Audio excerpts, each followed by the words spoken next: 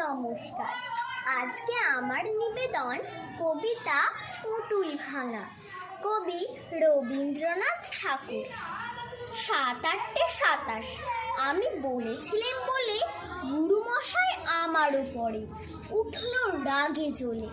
মা গো, তুমি 5 পয়সায় এবার রথের দিনে সেই যে রঙিন পুতুলখানি আপনি দিলে কিনে। খাতার নিচে ছিল ঢাকা, দেখালে এক ছেলে। গুরুমশাই রেগে মেগে ভেঙে দিলেন ফেলে। বললেন, তোর দিন রাত্রির কেবল যত খেলা, একটুও তোর মন বসে না পড়াশুনোর বেলা। মা গো, আমি জানাই কাকে, ওর কি গুরু আছে? আমি যদি নালিশ করি এক্ষুনি তার কাছে। কোনো রকম খেলার পুতুল নেই কি মা ওর ঘরে? সত্যি কি ওর একটুও মন নেই পুতুলের পরে? সকাল সাজে তাদের নিয়ে করতে গিয়ে খেলা, কোনো পড়ায় করেন নাকি কোনো রকম হেলা?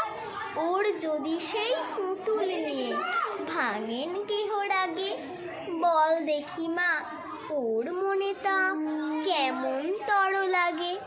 নমস্কার।